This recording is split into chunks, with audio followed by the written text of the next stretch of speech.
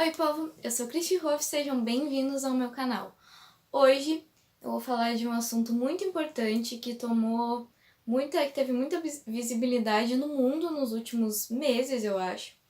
E que eu acho que deveria ter ainda mais visibilidade durante mais tempo, na verdade, todos os meses de todos os anos, que é racismo.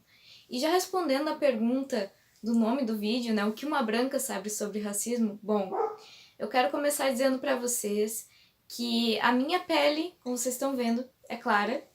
E isso aqui no Brasil já é o suficiente pra eu poder dizer que eu sou branca, né? Pra eu ser considerada branca, na verdade. E por isso eu nunca sofri racismo aqui, eu não tenho lugar de fala, eu não sei o que sentir na pele racismo.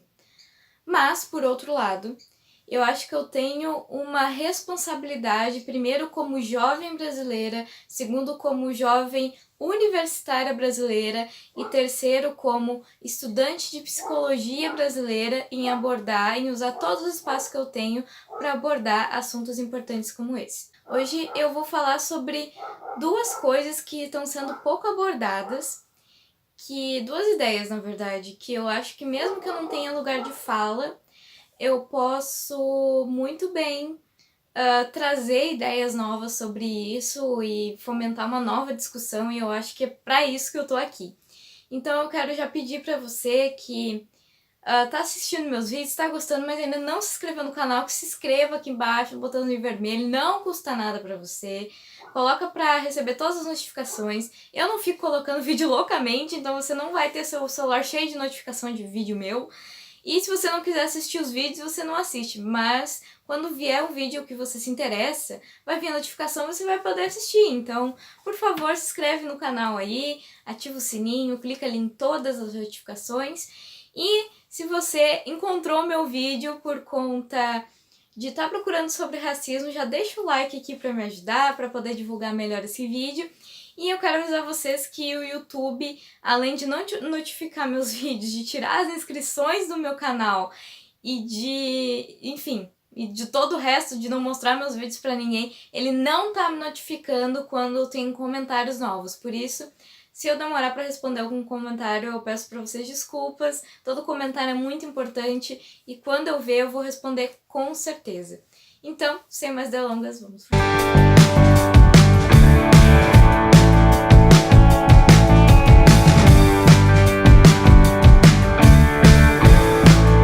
Antes de trazer a primeira ideia em si, eu quero contextualizar a minha ideia e talvez possa parecer um pouco óbvio para vocês o que eu vou falar agora, mas eu preciso para contextualizar.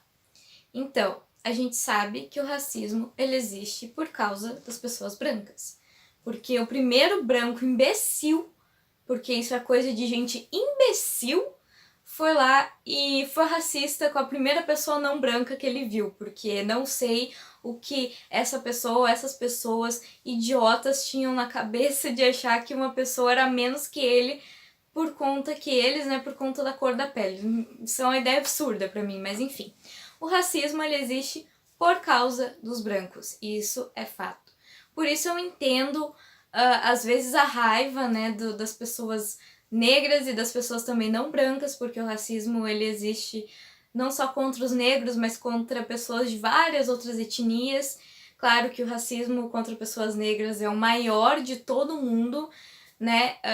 Mas existem outras etnias também. Eu entendo a raiva de vocês contra as pessoas brancas e não é pra menos, né?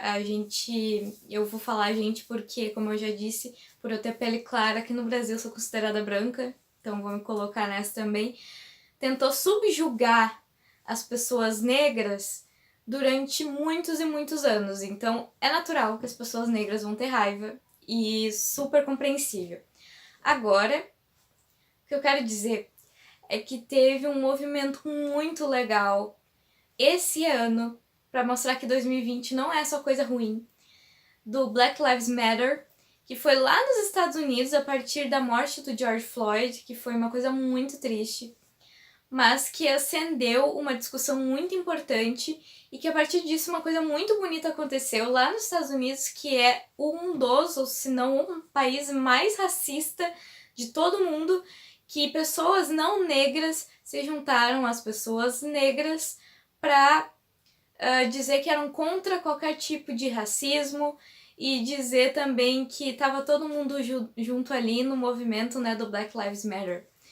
E eu achei isso muito legal e eu quero dizer para vocês que isso é o início do fim do racismo. Eu sei que é um caminho muito longo, só que eu acredito que um dia, acho que, né, provavelmente eu não vou estar viva quando isso acontecer, mas que um dia o racismo ele não vai ser uma coisa que vai, talvez ele vai existir ainda, mas ele vai ser uma coisa, tipo assim, extremamente vergonhosa, porque hoje em dia ainda não é tão vergonhoso, né? Porque sempre vai ter alguém para passar pano, para alguém que falou alguma coisa racista. A gente tem um racismo estrutural.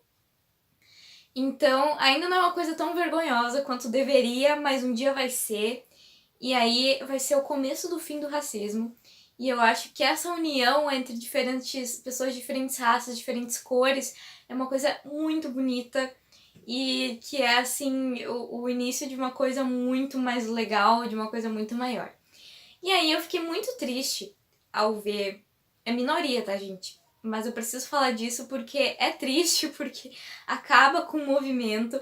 A gente tem pessoas assim em todos os movimentos pela igualdade e equidade, né? Tanto nos movimentos feministas, principalmente nos movimentos feministas, tem muita gente assim. Tem também no movimento LGBTQI, né?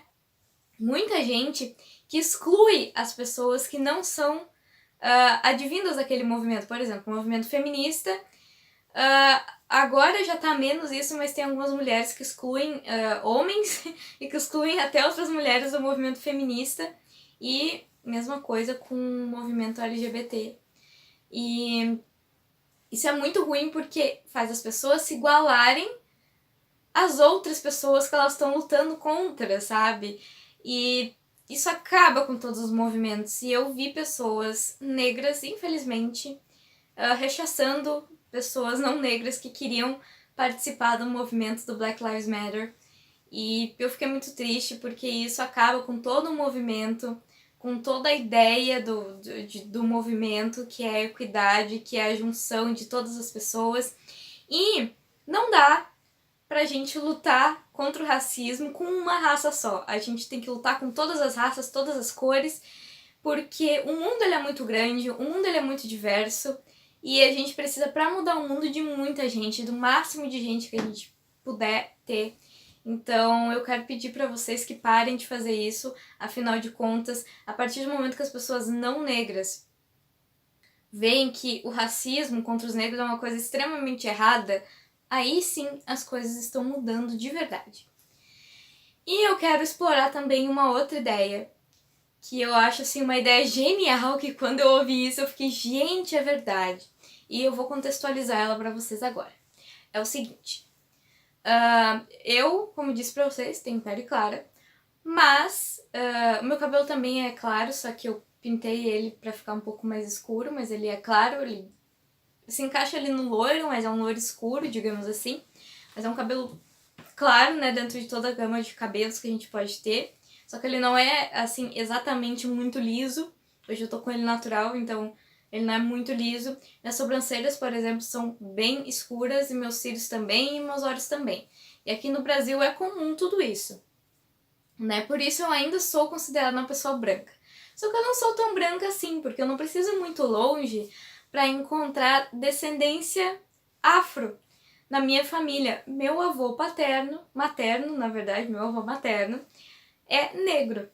E a família dele também provavelmente tinha muitas pessoas negras, e eu tenho no meu sangue muita dessa mistura de pessoas afro, de pessoas de descendência portuguesa, talvez de pessoas com descendência indígena, de pessoas com descendência alemã.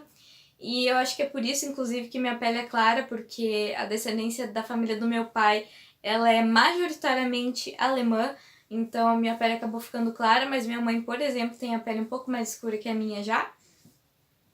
E Ainda assim eu sou considerada branca, só que eu quero dizer pra vocês que ninguém no Brasil é branco. Muito difícil alguém que não tem nem nada no sangue de alguma outra cor que não seja branco. Muito, muito difícil. E isso já torna a nossa raça misturada e a gente não branco. E cara, eu acho isso incrível, porque eu fico pensando todas as pessoas diferentes que vieram antes de mim e que acabaram me formando, sabe, do jeito que eu sou. E eu também posso falar sobre isso, né, em outro momento, mas assim, a construção do amor próprio que eu tenho feito com a minha imagem ao longo dos anos e pensar que eu sou fruto de muitas pessoas que vieram antes de mim, de pessoas diferentes, é muito legal. E eu acho que a gente deve valorizar toda essa miscigenação que nós temos aqui no Brasil. Então, você que tá indo ver brasileiro e se acha muito branco, pois bem, pegue sua árvore genealógica e a estude. Você vai ver que você não é tão branco assim. E, além disso, eu vou pegar um exemplo de uma pessoa da minha família para explicar o meu outro ponto, por que a gente não é branco. Meu avô paterno, agora sim, meu avô paterno, ele tem a pele clara, os olhos claros, e agora ele tem um cabelo grisalho, né, e as sobrancelhas também. E a gente sabe, e eu vou dar o crédito aqui pra minha prima, que eu não sei se tá assistindo, mas se tiver, eu dei o crédito pra ela, que é minha prima Ellen, que é historiadora, que a gente sabe um pouco mais sobre a árvore genealógica do meu avô do que sobre outras árvores genealógicas da nossa família. Da minha família, na verdade, né? E meu avô, ele é de uma geração, digamos, recente de pessoas que nasceram no Brasil, porque a família dele, os ancestrais dele, vieram da Alemanha e não é tão antigo assim. Então ele tem muito menos, digamos, que a gente saiba, né? Porque na verdade a gente sabe, porque sabemos a árvore genealógica, muito menos mistura, né, no sangue dele e no que ele é, né, na genética dele. Só que, se ele for para os Estados Unidos, ainda mais como tá assim agora, as pessoas vão ver ele e pensar, tipo, uma pessoa branca. Agora, a partir do momento que eles ficarem sabendo que ele é brasileiro, ele vai começar a sofrer racismo como os negros sofrem aqui. Porque nós aqui não somos considerados, em hipótese alguma, brancos lá nos Estados Unidos e nos países da Europa, onde as pessoas têm muito menos miscigenação.